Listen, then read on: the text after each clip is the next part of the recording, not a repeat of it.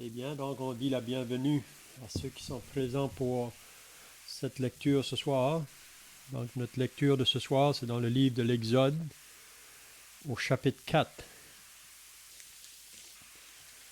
Donc Ok.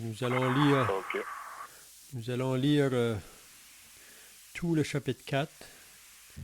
Et avant de faire la lecture, on va dire un mot de la prière. Notre Dieu et notre Père, encore nous nous arrêtons pour venir devant ta présence ce soir. Nous réalisons encore notre dépendance de toi pour la compréhension de ta parole. Nous réalisons que tes pensées sont souvent contraires à nos pensées et tes voix aussi. Donc nous voulons encore te prier ton aide pour cette lecture que nous allons faire ce soir dans le livre de l'Exode. Nous voulons encore continuer sur l'appel de Moïse. On sait que Moïse a eu une décision à prendre dans sa vie pour ce qui concerne de se repentir et de se tourner vers le peuple de Dieu. Nous lisons que c'est par la foi, quand il est devenu grand, il a refusé d'être appelé le fils de la fille de Pharaon. Il a quitté les trésors et les richesses de l'Égypte pour aller s'associer au peuple de Dieu, souffrir avec lui. Donc nous voulons encore reconnaître qu'aujourd'hui encore, tu appelles les pécheurs à se repentir et à croire en ton Fils pour avoir la vie éternelle. Jésus pouvait dire que celui qui veut être mon disciple, qu'il renonce à lui-même, qu'il se charge de sa croix et qu'il me suive. Car celui qui voudra sauver sa vie la perdra, mais celui qui perdra sa vie à cause de moi la retrouvera. Donc nous croyons qu'encore aujourd'hui, tu veux que les hommes viennent à toi dans la repentance et à la foi en ton Fils. Donc sois avec nous maintenant dans cette lecture. Bénis-nous ce soir.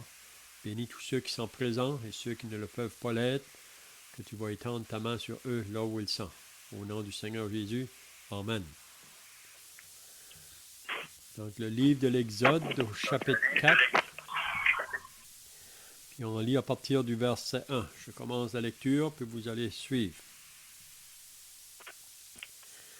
Moïse répondit et dit, « Voici, ils ne me croiront point, et ils n'écouteront point ma voix. Mais ils diront, l'Éternel ne t'est point apparu. » L'Éternel lui dit, « Qu'y a-t-il dans ta main? » Il répondit, « Une verge. » L'Éternel dit, jette-la par terre. Il la jette par terre et elle devient un serpent. Moïse fuyait devant lui. Et l'Éternel dit à Moïse, étends ta main et saisis-le par la queue. Il étendit la main et le saisit. Et le serpent redevint une verge dans sa main. Le Seigneur dit, cela prouvera que je suis montré à toi, moi, le Seigneur, le Dieu de leurs ancêtres, le Dieu d'Abraham, le Dieu d'Isaac et le Dieu de Jacob. Le Seigneur ajoute, mets ta main sur ta poitrine. Moïse fait cela. Mais quand il retire sa main, il voit qu'elle est blanche comme du lait. Elle est couverte de lèpre. L'Éternel dit, remets ta main dans ton sein. Il remit sa main dans son sein, puis il la retira de son sein. Et voici, elle était redevenue comme sa chair. Ils ne te croient pas, dit l'Éternel, et n'écoutent pas la voix du premier signe, ils croiront à la voix du dernier signe. S'ils ne croient pas même à ces deux signes et n'écoutent pas ta voix, tu prendras de l'eau du fleuve, tu la répandras sur la terre, et l'eau que tu auras prise du fleuve deviendra du sang sur la terre. Moïse dit à l'Éternel, Ô Seigneur, je ne suis pas un homme qui ait la parole facile, et ce n'est ni d'hier, ni d'avant-hier, ni même depuis que tu parles à ton serviteur, car j'ai la bouche et la langue embarrassées.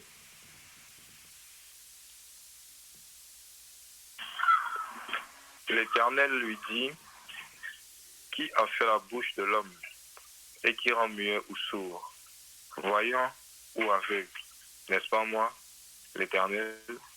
Va donc, je serai avec ta bouche et je t'enseignerai ce que tu auras à dire. Moïse dit, ah Seigneur, envoie qui tu voudras envoyer. Alors la colère de l'Éternel s'enflamma contre Moïse et il dit, il n'y a-t-il pas ton frère Aaron, le Lévite? Je sais qu'il parlera facilement.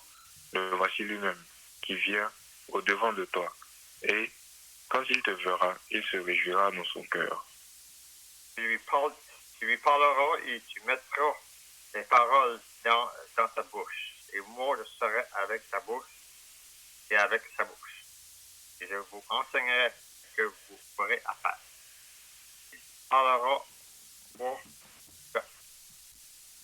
te servira de bouche et tu tiendras pour lui la place de Dieu. Prends dans ta main cette verge avec laquelle tu feras les signes. Moïse s'en alla et de retour auprès de Jéthro, son beau-père, il lui dit, laisse-moi, je te prie, aller rejoindre mes frères qui sont en Égypte, afin que je voie qu'ils sont encore vivants. Jéthro dit à Moïse, va en paix. L'Éternel dit à Moïse en Madian, va, retourne en Égypte, car tous ceux qui en voulaient à ta vie sont morts. Moïse prit sa femme et ses fils, les fit monter sur des ânes et retourna dans le pays d'Égypte. Il prit dans sa main la verge de Dieu. L'Éternel dit à Moïse, en partant pour retourner en Égypte, vois tous les prodiges que je mets en ta main, tu les feras devant Pharaon, et moi j'endurcirai ton cœur. Et moi j'endurcirai son cœur, et il ne laissera point aller le peuple. Il dira à Pharaon, ainsi parle l'Éternel. Israël est mon fils, mon premier-né. Je te dis, laisse aller mon fils, pour qu'il me serve. Si tu refuses de le laisser aller, voici, je ferai périr ton fils, ton premier-né. Pendant le voyage, en un lieu où Moïse passa la nuit, l'Éternel l'attaqua et voulut le faire mourir. Séphora prit une pierre aiguë, coupa le prépuce de son fils et le jeta aux pieds de Moïse en disant, tu es pour moi un époux de sang. Et l'Éternel le laissa. C'est alors qu'elle dit, époux de sang, à cause de la circoncision. L'Éternel dit à Aaron, va dans le désert, au-devant de Moïse. Aaron partit, il rencontra Moïse à la montagne de Dieu, et il le baisa. Moïse fit connaître à Aaron toutes les paroles de l'Éternel qu'il lui avait envoyées, et tous les signes qu'il lui avait ordonné de faire. Moïse et Aaron poursuivirent leur chemin, et ils assemblèrent tous les anciens des enfants d'Israël. Aaron rapporta toutes les paroles que l'Éternel avait dites à Moïse, et il exécuta les signes aux yeux du peuple. Et le peuple crut. Ils apprirent que l'Éternel avait visité les enfants d'Israël, qu'il avait vu leurs souffrances, et ils s'inclinèrent et se prosternèrent. Amen. Amen. C'est bien, donc, si vous étiez là la semaine passée, on avait regardé là quand que Dieu a appelé Moïse dans le désert. Puis Moïse, en se tournant, il a vu ce buisson qui était enflammé, mais qui ne se consumait pas. Donc, Dieu a dit à Moïse de ôter ses souliers de ses pieds, car le lieu sur lequel tu te tiens est une terre saine. Donc, Dieu va faire connaître à Moïse ce que Dieu veut de lui. Donc, on avait dit que premièrement, il y a l'appel au salut, Ça, c'est le jour quand on répand au message de Dieu dans l'Évangile pour le salut de notre âme. Ça, c'est la première appel, si on peut dire. Puis on sait que par la suite, quand une âme répond à l'appel de Dieu pour se convertir à Dieu, Dieu veut utiliser cette personne pour qu'il le serve. Mais avant que Dieu va nous utiliser dans le service, il y a toujours une formation ou une préparation qui doit se faire avant qu'il nous fasse faire des choses là, pour lui dans son œuvre. Mais on sait que le moment qu'une âme est sauvée, on a l'exemple de l'apôtre Paul, si vous lisez dans les Actes au chapitre 9, cet homme qui s'appelait autrefois Saul de Tarse, un persécuteur de l'Église, un homme violent, mais quand le Seigneur l'a arrêté sur le chemin qui allait vers Damas, à partir de ce jour-là, cet homme-là a été complètement transformé. Puis lui-même a dit, « Seigneur, que veux-tu que je fasse? » Donc Saul de Tarse, qui a pris le nom de Paul par la suite, savait le moment que le Seigneur l'a sauvé, qu'il veut maintenant servir le Seigneur. Donc ça devrait être le désir dans le cœur de chaque personne qui appartient au Seigneur, de vouloir le servir. Mais comme je viens de dire, même l'apôtre Paul, avant que le Seigneur va l'utiliser là, pour le service qu'il appelle, il va avoir une formation. Vous savez que Paul, à partir de là, a été dans le désert de l'Arabie pour 2 ans. Puis on croit que c'est là que Dieu ou le Seigneur lui a révélé beaucoup de vérités. Puis ensuite, cet homme-là vraiment a été choisi sur le chemin de Damas. Là. Si vous lisez, Jésus lui dit, « Je t'ai choisi du milieu de ce peuple, c'est-à-dire des Juifs, et du milieu des païens vers qui je t'envoie, afin que tu leur ouvres les yeux, pour qu'ils passent des ténèbres à la lumière de la puissance de Satan à Dieu. » Donc c'était ça l'appel de l'apôtre Paul, d'aller annoncer le message de l'Évangile, premièrement parmi les Juifs, ensuite il devait aller parmi les nations païennes. Donc c'était ça son appel. Donc chacun de nous, comme je viens de dire, après que le Seigneur nous a sauvés, il veut nous utiliser dans son œuvre. Puis souvent, avant de nous confier des grandes choses, il commence par des petites choses. Puis nous lisons dans la parole que si nous sommes fidèles dans les petites choses, il va nous en confier des plus grandes. Mais il y a toujours un temps de formation ou un temps de préparation. Puis là ensuite, on a vraiment l'appel là. Dieu nous donne le discernement pour savoir ce qu'il veut pour moi. Et dans quel ministère qu'il veut que je sois. Donc ce soir, on continue avec Moïse.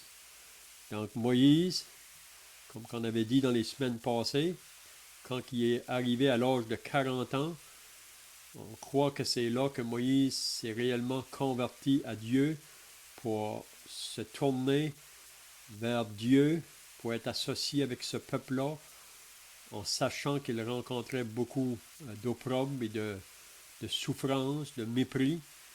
Mais il a été prêt à tout quitter l'Égypte pour s'associer au peuple de Dieu.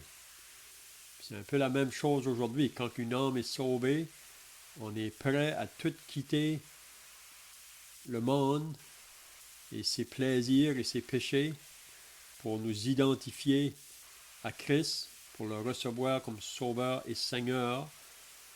Puis on sait qu'à partir de là, on va aussi rencontrer des persécutions ou des tribulations parce qu'on est associé avec Jésus. Vous savez, le Seigneur Jésus a dit à ses disciples, « Si le monde vous haït, sachez qu'il m'a haï avant vous. » si vous étiez du monde, le monde aimerait ce qui est à lui, mais parce que vous n'êtes plus du monde, le monde va vous haïr. Le serviteur n'est pas plus grand que son maître. S'ils m'ont persécuté, ils vont vous persécuter. Donc, on ne peut pas passer au-delà de cela. Le moment qu'on se convertit, on va rencontrer de l'opposition. Donc, Moïse, quand il a pris position pour s'associer au peuple de Dieu, on lit que par la suite, Pharaon le cherchait pour le faire mourir. Donc, il a dû s'enfuir, puis il est parti au Madian. Donc, on a vu dans les semaines passées que 40 ans plus tard, c'est là que Dieu l'appelle, dans le buisson. Puis la semaine passée, on avait vu à partir du verset 11 que Moïse, quand que Dieu veut qu'il aille vers Pharaon en Égypte pour dire à Pharaon, laisse aller mon peuple pour qu'ils viennent dans le désert afin de me servir. Mais Pharaon ne voudra pas les laisser aller. Puis même Dieu va dire à Moïse qu'au début, Pharaon ne voudra pas les laisser aller. Puis là, même Moïse a dit à Dieu, je vais y aller vers le peuple, mais avant d'aller vers Pharaon, Moïse devait aller vers ses frères ou son peuple Israël, là, pour leur dire que le Seigneur l'envoyait pour les délivrer du pays d'Égypte. Mais là, Moïse disait, mais s'ils me demandent quel est son nom, que leur répondrai-je? Donc Moïse se demande, si le peuple me demande, celui qui t'envoie, là, quel est son nom? Puis là, Dieu a dit à Moïse, je suis celui qui suis. Donc, si on te demande qui est-ce qui t'envoie, tu répondras, celui qui s'appelle je suis m'a envoyé vers vous. Donc, le je suis, l'Éternel, c'est lui qui envoie Moïse pour délivrer son peuple de la main de Pharaon. Un peuple qui était dans la servitude, un peuple qui était dans la souffrance, qui était dans les gémissements. On avait dit dans les semaines passées que l'Égypte, c'est un portrait du monde. Pharaon est un portrait du diable. Puis encore aujourd'hui, vous savez qu'on vit dans un monde qui est sous la puissance du mal. Puis quand le Seigneur commence à troubler une âme, Pharaon n'est pas content. Il va faire tout son possible pour détourner la personne de venir au Seigneur Jésus. Parce que Pharaon veut, ou le diable aujourd'hui veut garder les âmes dans son royaume pour qu'ils travaillent dans son royaume. Puis c'est ça que Pharaon aussi voulait. Il ne voulait pas laisser aller le peuple. Donc, Moïse va aller vers son peuple, donc, puis il va leur dire, celui qui m'a envoyé s'appelle Je suis. Donc Moïse va partir. Puis même, on avait lu au verset 20 du chapitre 3, parce que Dieu va dire à Moïse, Pharaon ne voudra pas vous laisser aller. Mais il dit, j'étendrai ma main et je frapperai l'Égypte par toutes sortes de prodiges et je ferai au milieu d'elle, après quoi il vous laissera aller. Puis même, il dit à Moïse que quand vous allez partir de l'Égypte, là, vous allez demander des choses pour qu'ils puissent vous donner les Égyptiens. Ça dit que chaque femme demandera à sa voisine et à celle qui demeure dans sa maison des vases d'argent, des vases d'or et des vêtements que vous mettrez sur vos fils et vos filles et vous dépouillerez les Égyptiens. Parce que vous savez que le peuple d'Israël en Égypte, le roi les faisait travailler très fort pour lui, mais il ne leur donnait aucun salaire. Il les asservissait, il les dominait, mais il ne leur donnait pas de salaire. Mais Dieu va faire prendre soin que quand ils vont sortir de l'Égypte, les Égyptiens vont leur donner des choses. Puis ça, vraiment, ça va être pour le travail qu'ils ont fait en Égypte. Puis aussi, ce qu'ils vont apporter de l'Égypte dans le désert, ce sont ces choses-là qu'ils vont utiliser pour construire le tabernacle dans le désert. Ça, c'est plus loin là, dans l'Exode. Si vous allez à l'Exode au chapitre 25, c'est là qu'on voit quand Dieu dit à Moïse de construire une demeure pour lui dans le désert. Comment ils vont construire cette demeure? C'est tout avec les choses que les Égyptiens leur auront données, avec l'or, l'argent, toutes les choses qu'ils ont eues des Égyptiens. Et là, ce soir, qu'est-ce qu'on va voir? C'est la réaction de Moïse face à cette grande appel. Parfois, quand on lit les passages, ça nous paraît peut-être facile de voir Moïse et l'appel de Dieu envers lui, mais Moïse est un homme comme vous et moi, un homme de même nature, puis même quand Dieu lui parle pour aller, Moïse est réticent, on dirait. Il a une certaine résistance. Puis la raison d'une résistance, souvent, c'est parce que on a des craintes et on a des peurs pour comment les personnes vont réagir si on doit aller vers eux pour leur communiquer le message de Dieu. Donc on va voir dans Moïse ses craintes, puis peut-être qu'avec cela, on pourra faire des applications pour nous aujourd'hui en 2019. Quand Dieu nous appelle pour un service, comment est-ce qu'on devrait réagir? Donc on peut prendre des exemples, si on peut dire, ou des applications qu'on pourra faire ici, là. Donc, je ne sais pas si vous avez des questions jusqu'à maintenant ou des pensées à ajouter, là. Qu'est-ce qu'on avait vu dans la semaine passée? Donc, le verset 1 du chapitre 4, ça dit « Moïse répondit et dit, « Voici, ils ne me croiront point, et ils n'écouteront point ma voix. Mais ils diront, l'Éternel n'était point apparu. » Donc, on voit une des premières craintes, si on peut dire, que Moïse avait. Dieu lui dit d'aller en Égypte, parle au peuple d'Israël, tu vas aussi parler à Pharaon. Mais là, Moïse dit,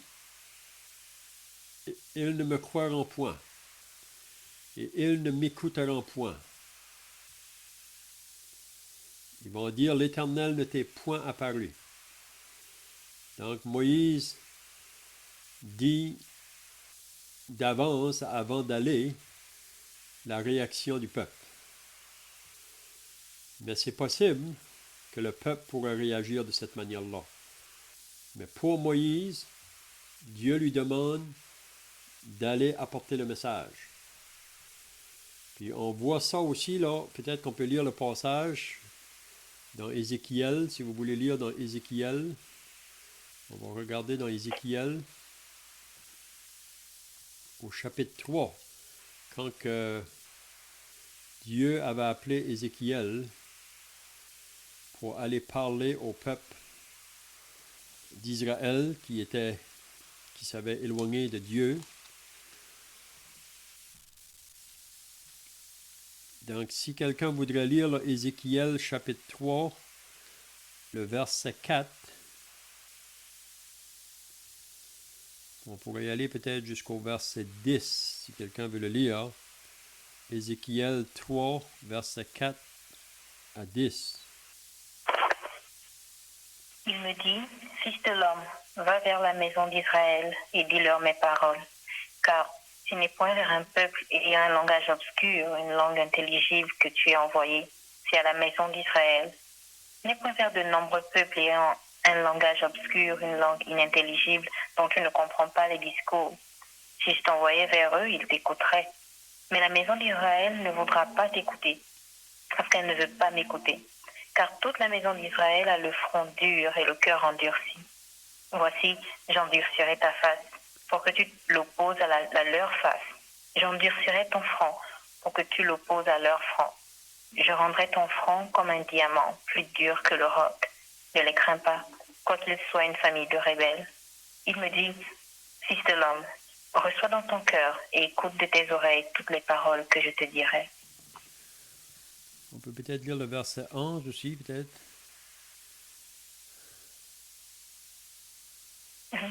Va vers les captifs, vers les enfants de ton peuple.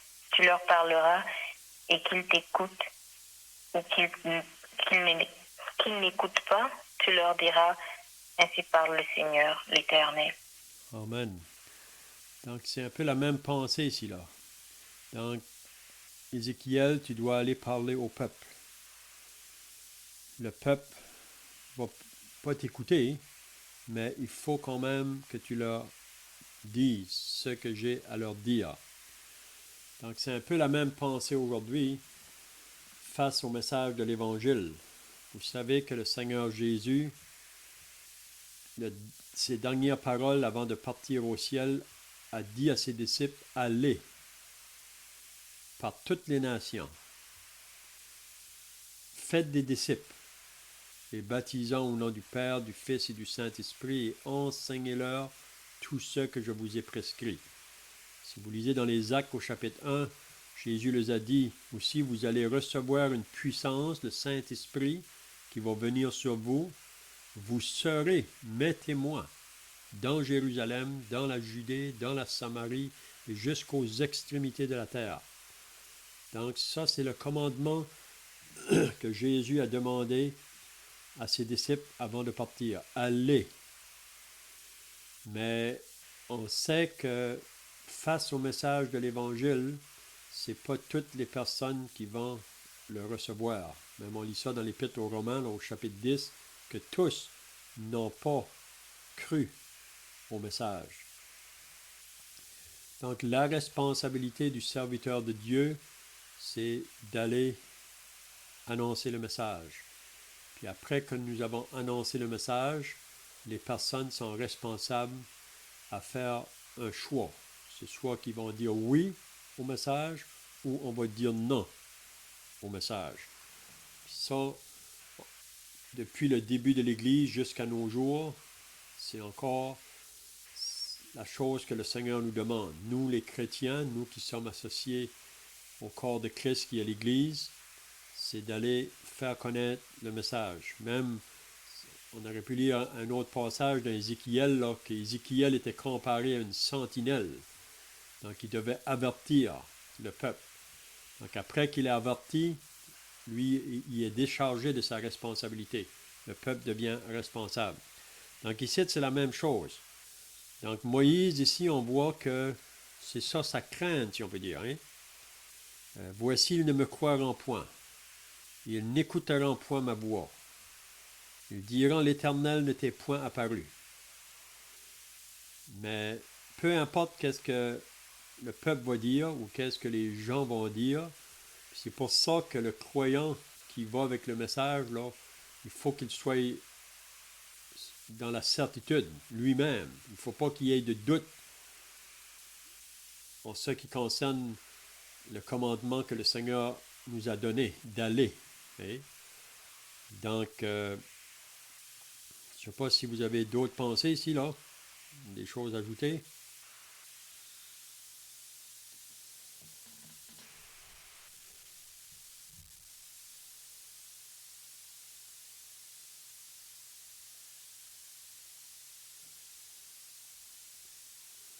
Si vous lisez Matthieu chapitre 10 ou Luc au chapitre 10, on lit quand que Jésus a commandé ses disciples d'aller dans les villes et dans les villages en avant de lui. Puis il leur a dit de partir sans rien apporter avec eux autres, parce que lui va prendre soin d'eux. Quand vous allez arriver dans une ville ou dans un village, informez-vous s'il y a quelqu'un qui est prêt à vous recevoir. Si oui, dites la paix est avec vous. Puis vous allez travailler dans la ville. Puis si le village ou la ville est prêt à vous recevoir, vous allez annoncer le message de la paix, mais s'ils ne veulent pas, qu'est-ce que vous devrez faire? Vous secouez la poussière de vos pieds, vous s'en allez. Donc, votre responsabilité a été faite. Hein? Donc, c'est la même pensée là. Donc, Moïse, va. Moi, je vais parler au travers de toi. Hein? Mais là, le verset 2, qu'est-ce que Dieu va lui dire? L'Éternel lui dit, qu'y a-t-il dans ta main? Donc là, le Seigneur demande à Moïse, qu'est-ce que tu as dans la main, Moïse? Moïse dit, une verge. Donc si je vous demandais, qu'est-ce que la verge peut représenter ici? Est-ce que vous avez des pensées? Qu'est-ce que ça pourrait nous représenter, la verge ici? Dans la main de Moïse, qu'est-ce que ça représente?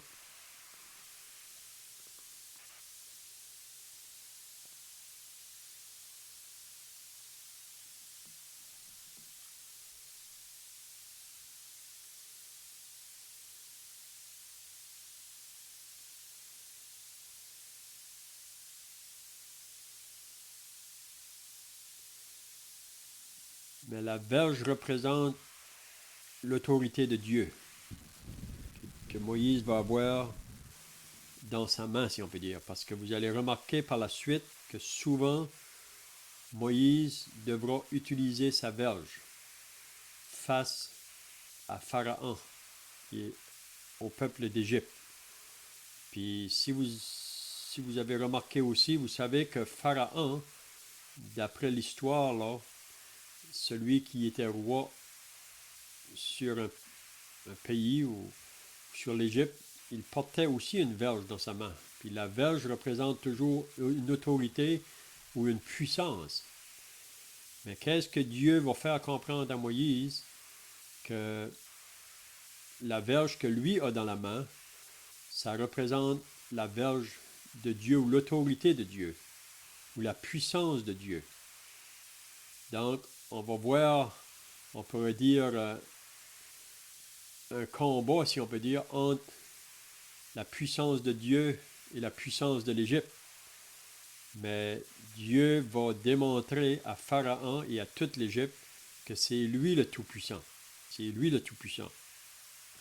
Puis on remarquera aussi que toutes les plaies que Dieu va envoyer sur l'Égypte, c'est surtout là, contre chacune des plaies qu'il va envoyer, ça va être comme contre les dieux de l'Égypte.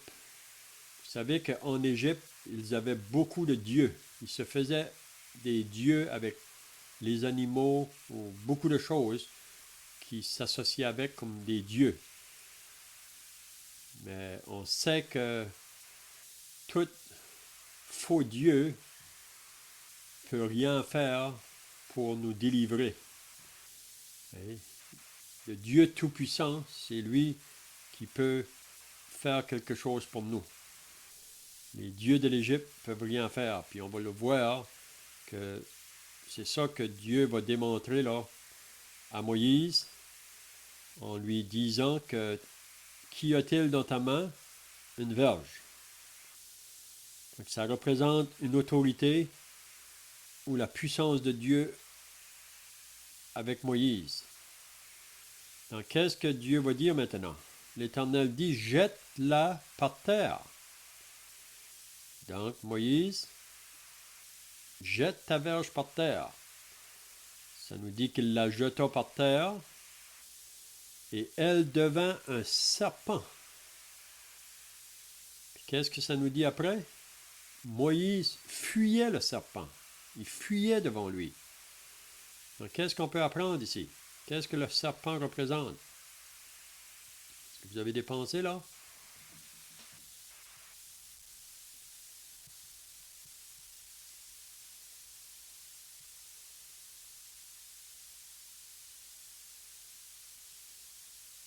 On peut penser serpent,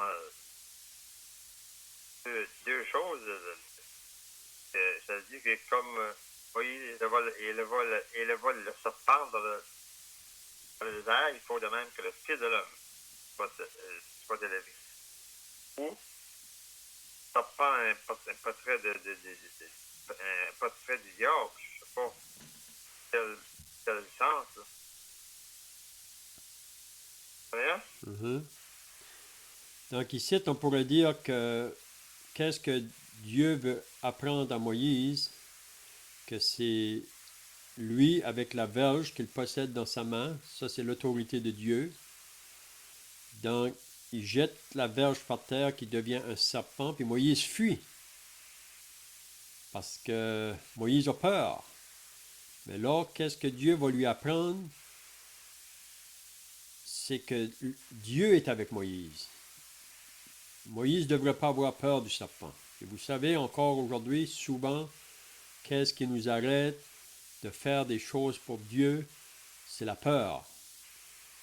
Le diable peut utiliser des choses souvent bien, des fois légitimes, pour nous faire peur, nous arrêter dans notre service pour le Seigneur. Mais là, Dieu va encore démontrer à Moïse que c'est lui qui est le plus fort. Donc, qu'est-ce qu'il va dire à Moïse ensuite? Moïse est en train de fuir là. Mais Dieu va lui dire, étends ta main et saisis-les par la queue. Moïse obéit, il étend sa main et saisit le serpent qui redevint une verge dans sa main. Donc, qu'est-ce que Dieu veut apprendre à Moïse là? Que c'est Moïse qui va être le plus fort, toujours en étant obéissant à Dieu. Moïse ne devrait pas avoir aucune crainte. Il doit réaliser que c'est Dieu qui marche avec lui, puis qu'il n'a pas à avoir peur de l'opposition ou de l'ennemi qui va s'opposer, même à ce que Dieu lui demande de faire. Là, en Égypte, il va rencontrer l'opposition, mais à la fin, il sera vainqueur, il sera le gagnant. Vous comprenez? Parce que, encore aujourd'hui, si Dieu est pour nous, qui sera contre nous? Même l'apôtre Paul nous dit dans l'Épître aux Romains que nous sommes plus que vainqueurs par celui qui nous a aimés. Donc, c'est vrai que le diable est fort, c'est vrai qu'il est puissant, mais Dieu est le Tout-Puissant. À la fin, c'est Dieu qui aura le dernier mot. Même si aujourd'hui, ça paraît que le mal règne partout, mais vous savez que bientôt, le Seigneur va venir puis va mettre fin au mal. Donc, je ne sais pas si vous avez d'autres pensées ici, là.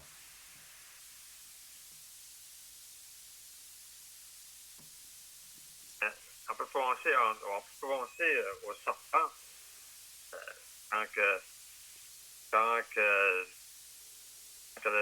quand le serpent a été à Ève, et quand Ève a été dit à Adam, Dieu a réellement dit ça, on peut voir que le serpent a séduit.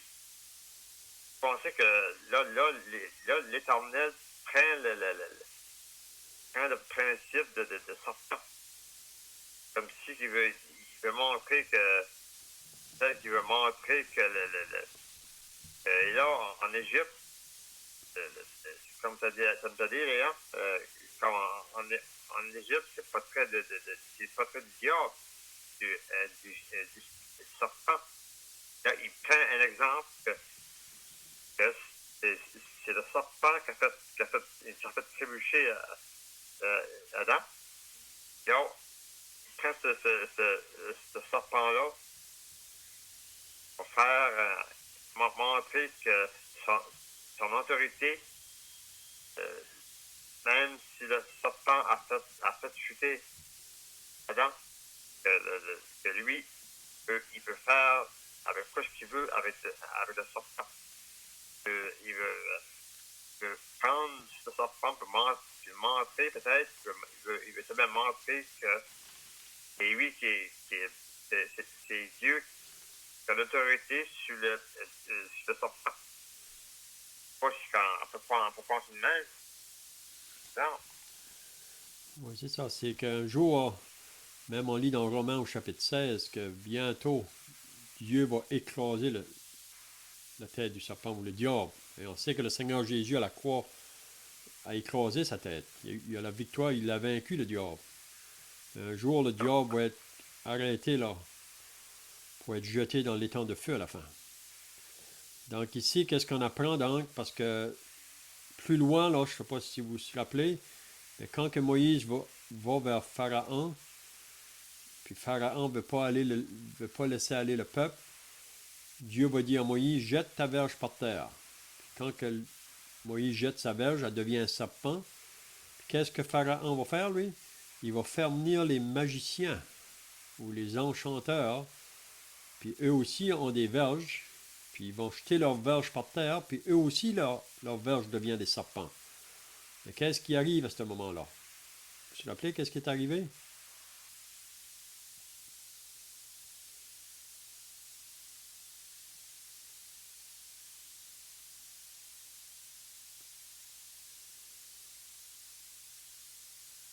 Donc la verge de Moïse qui est devenue un serpent, le serpent est allé puis il a tout mangé les serpents des magiciens là.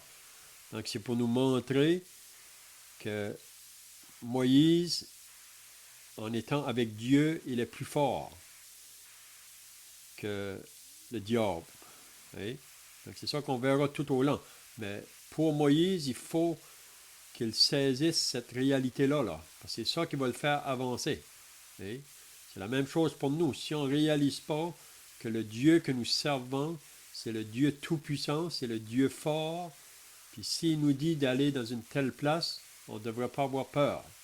On devrait simplement d'aller. Puis on va voir par la suite, là, avec Moïse, là, on voit que Moïse va continuer à résister, si on peut dire. Mais on va apprendre des choses ici.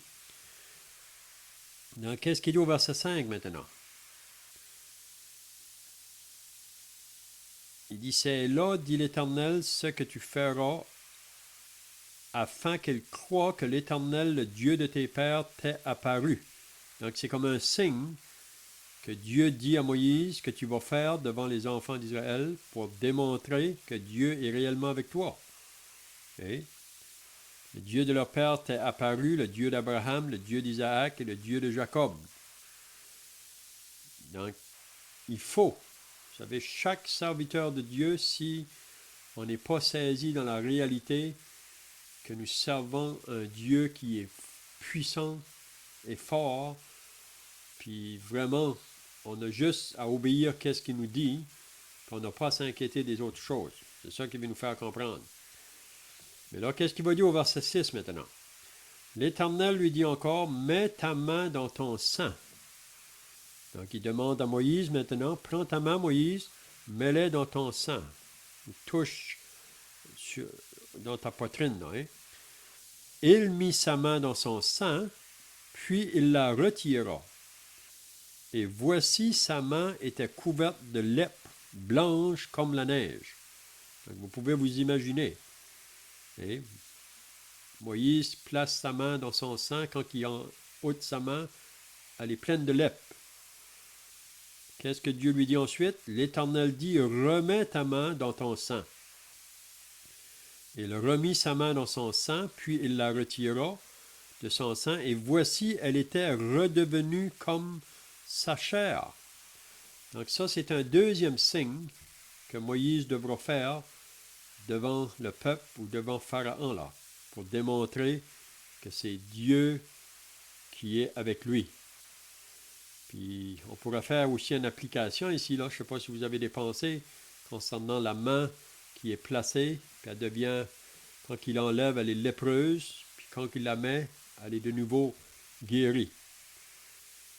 Peut-être la leçon qu'on peut apprendre, c'est que si on regarde à nous-mêmes, on est sans force vraiment. On réalise notre faiblesse ou même notre état de pécheur. Mais c'est là encore qu'il faut apprendre qu'on va par l'autorité de Dieu. Donc Dieu peut, comment je dirais, nous rendre propres pour le service là. Et c'est ça qu'il veut qu'on réalise. C'est lui vraiment qui nous rend propres pour le service. Je ne sais pas si vous avez d'autres pensées là.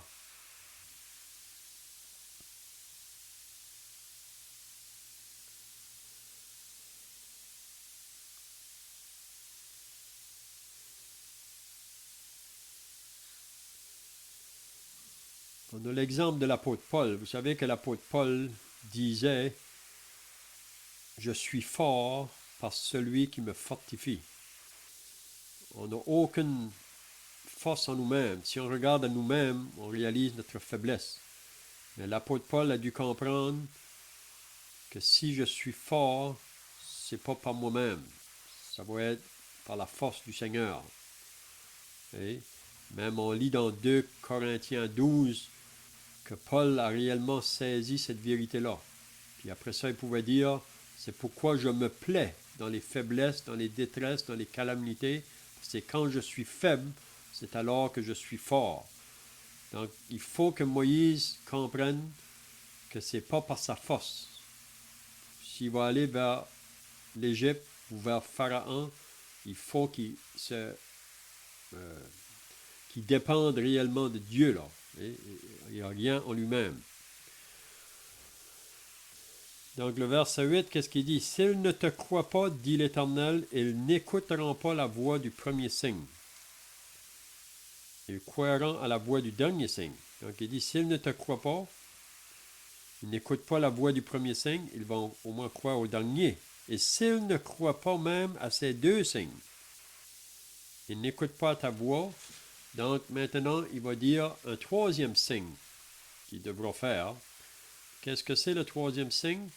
Tu prendras de l'eau du fleuve, tu la répandras sur la terre, et l'eau que tu auras prise du fleuve deviendra du sang sur la terre. Donc, vous pouvez vous imaginer, le fleuve de l'Égypte, le Nil, c'était vraiment un fleuve là qui était propre. C'était un fleuve où on voit que Pharaon utilisait souvent pour se baigner. Même la fille de Pharaon était allée là pour se baigner quand elle a trouvé l'enfant dans le panier, là, qu'elle a pris pitié de lui. C'était Moïse. Mais ici, Dieu dit à Moïse, s'il ne croit pas au premier signe, s'il ne croit pas au 2e, parce que vous savez que l'homme est toujours incrédule.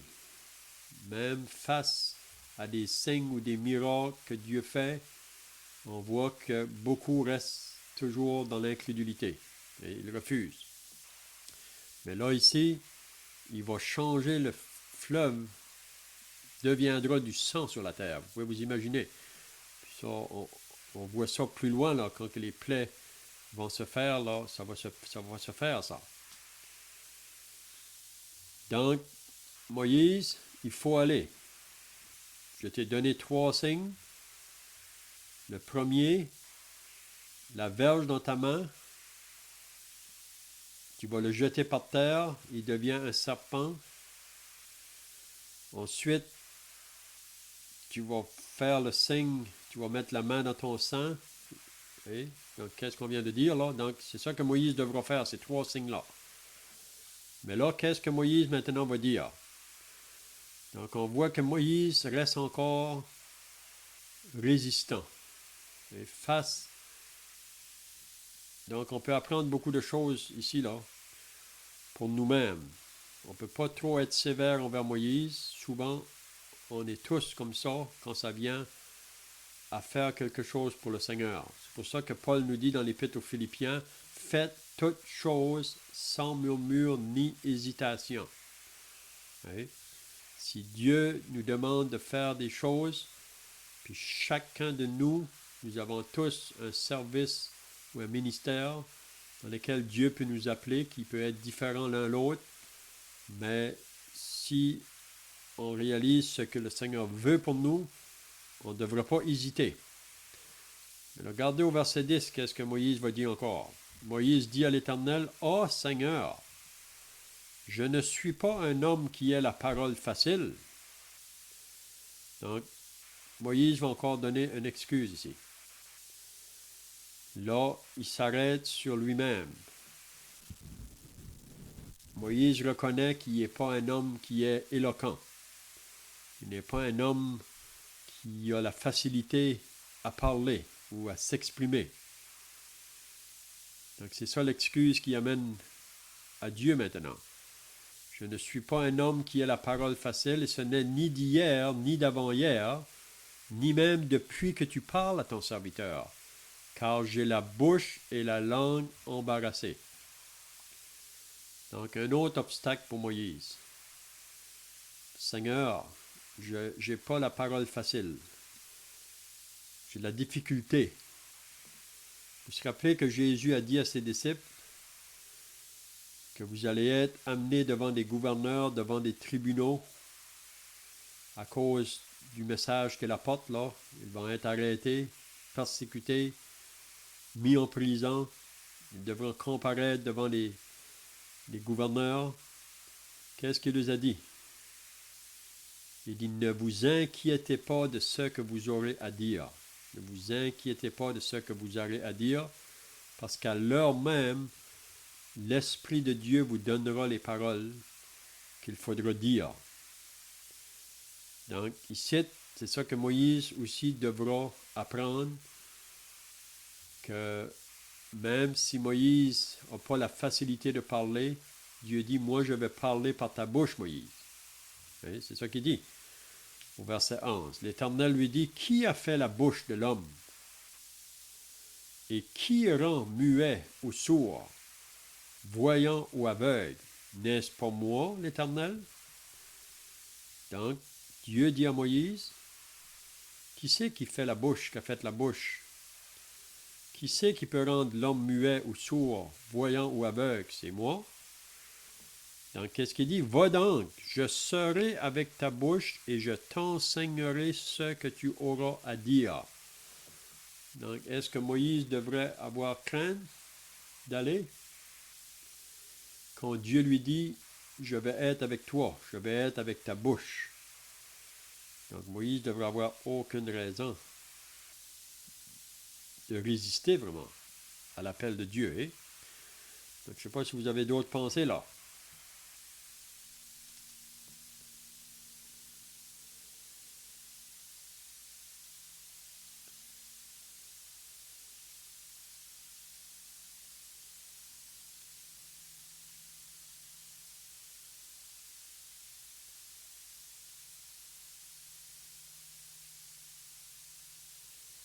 Donc, qu'est-ce qui arrive au verset 14? Alors la colère de l'Éternel s'enflamma contre Moïse. Donc, Dieu est un Dieu qui est patient. Mais si on résiste à l'appel qu'il nous fait, donc Dieu ici, il se met en colère, ça dit. Il s'enflamma contre Moïse. Colère de l'Éternel s'enflamma contre Moïse et dit, n'y a-t-il pas ton frère Aaron? Donc, on voit que le Seigneur, on pourrait dire, va, comment je dirais, c'est vrai qu'il se met en colère, hein, parce qu'il voudrait utiliser Moïse seul pour aller faire le travail, pour aller en Égypte. Mais là, à cause de la résistance de Moïse, il va pourvoir son frère Aaron pour aller avec lui. Mais la volonté première de Dieu, c'est que Moïse aille seul. Mais là, parce que Moïse résiste, il va lui envoyer quelqu'un avec lui. Je ne sais pas qu'ils vont être plus forts. Puis même, vous savez que parfois, si on a crainte d'obéir à ce que le Seigneur nous demande, à le faire seul, si Dieu doit envoyer quelqu'un d'autre, ça pourrait être même une pierre d'achoppement pour moi. Puis on voit ça avec Aaron, vous savez. On voit ça plus loin, là. Quand que Aaron était au bas de la montagne avec le peuple, Moïse était sur la montagne. Qu'est-ce qui est arrivé en bas de la montagne? Le peuple est venu vers Aaron, puis ils lui ont fait faire un veau d'or. Ils voulaient en voir un dieu, parce qu'ils se demandaient où était Moïse, puis on sait que Aaron a cédé à leur appel. Mais quand même, ici, Dieu va permettre que Aaron aille avec Moïse. Donc, n'y a-t-il pas ton frère Aaron le Lévite? Je sais qu'il parlera facilement. Le voici lui-même qui vient au-devant de toi, et quand il te verra, il se réjouira dans son cœur. Donc, on voit comme Moïse, c'est comme si quand que Dieu va lui envoyer son frère, ça va lui donner comme plus de l'assurance. Pourtant, il devrait avoir l'assurance quand Dieu lui parle, mais c'est comme si qu'il veut s'appuyer sur la chair, on pourrait dire. Mais Dieu va permettre quand même. Donc, on va terminer maintenant. Le temps est passé là, avec les deux autres versets. Tu lui parleras et tu mettras les paroles dans sa bouche. Donc, il dit, Dieu dit à Moïse, tu lui parleras à Aaron, tu lui mettras les paroles dans la bouche, tu vas lui dire qu'est-ce qu'il doit dire. Et moi, je serai avec ta bouche et avec sa bouche. Et je vous enseignerai ce que vous aurez à faire. Donc, Dieu aurait voulu premièrement faire ça avec Moïse, mais parce que Moïse refuse, donc, il va envoyer son frère, mais il va parler au travers de ces deux-là, si on peut dire. Il parlera pour toi au peuple, il te servira de bouche, et tu tiendras pour lui la place de Dieu. Donc, parce que quand quelqu'un est envoyé de Dieu, comme le prophète qui va parler de la part de Dieu, c'est comme si c'est Dieu lui-même qui va vers le peuple, dans ses messagers. Donc, c'est ça qu'il dit, et tu tiendras pour lui la place de Dieu. Prends dans ta main cette verge avec laquelle tu feras les signes. Donc, Moïse, maintenant, il faut partir. Il faut partir.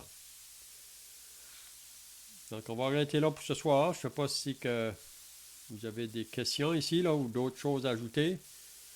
Vous pouvez le faire si vous avez des pensées.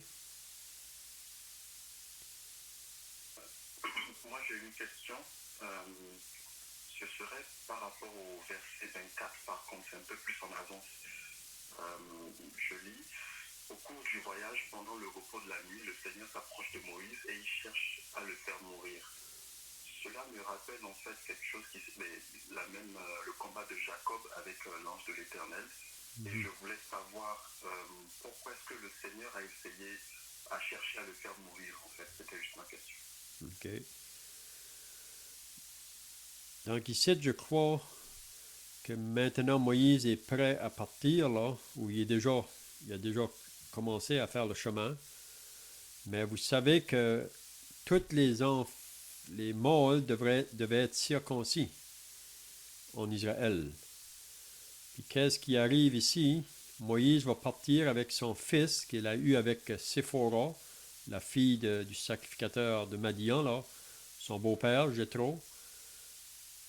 Donc, Moïse va commencer pour aller dans le service pour le Seigneur, mais il n'a pas fait circoncire son fils, puis il aurait dû le faire.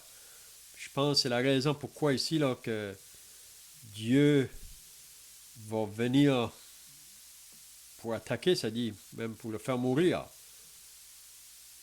Parce que c'est comme si que Moïse, il y a quelque chose qui n'a pas obéi, là.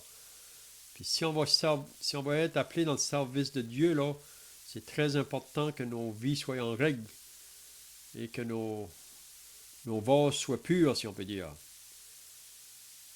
Donc, je pense, pour moi, c'est ça la pensée ici, là, parce que juste après, on voit que Séphora prit une pierre aiguë, coupa le prépuce de son fils. Donc, ça veut dire qu'elle a fait la circoncision, vraiment. Et le jeta aux pieds de Moïse en disant, tu es pour moi un époux de sang. Parce que même Séphora, vous savez, elle n'était pas d'Israël, c'était une Madianite. Puis probablement que c'est peut-être elle qui était l'empêchement là, pour que Moïse circoncis son fils. Mais là, elle a compris qu'il faut que le fils soit circoncis.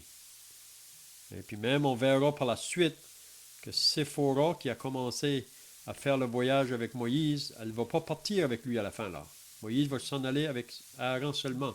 Elle va retourner vers son beau-père. Puis on verra, quand on arrive au chapitre 19, après que Moïse aura fait le travail que Dieu lui a demandé de faire, son beau-père et Séphora, sa femme, vont venir à sa rencontre là. Puis Moïse va leur raconter tout ce qu'il aura fait. Donc, je ne sais pas si ça répond à ta question, là, Durand. Oui, merci beaucoup. Ou à moins que tu avais d'autres pensées, là. Est-ce que tu avais d'autres pensées, non? Non, juste cette question, c'était juste la seule question. OK, c'est bien. Donc, je ne sais pas si quelqu'un d'autre a des questions, là.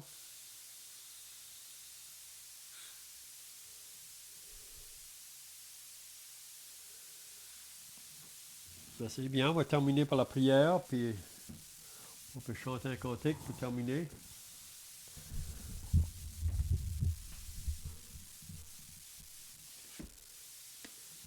Si le frère veut terminer par la prière.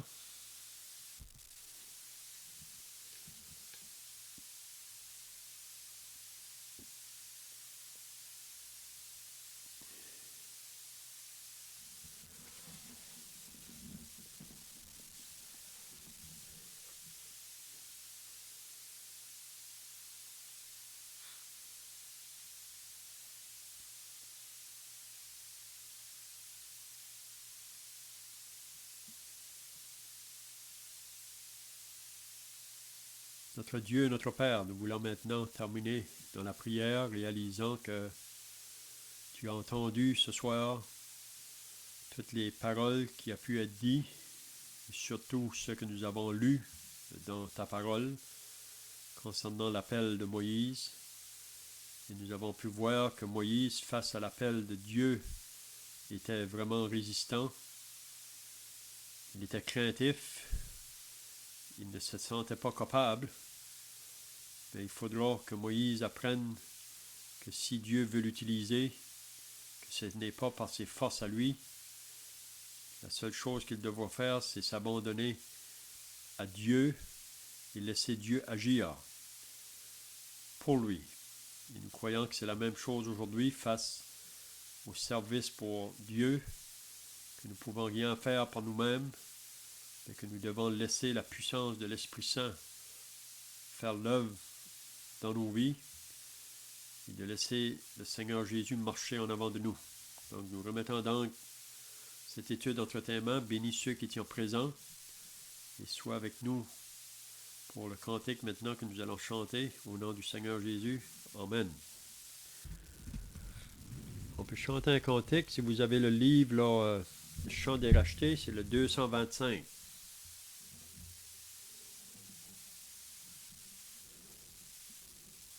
On lit jusqu'au bout avec mon Sauveur.